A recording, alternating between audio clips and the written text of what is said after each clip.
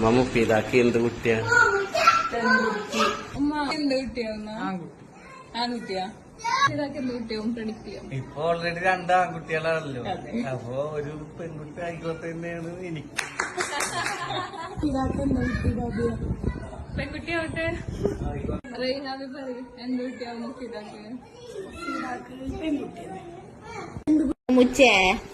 മുച്ചിന് എന്തുണ്ണിയാ വേണ്ടി?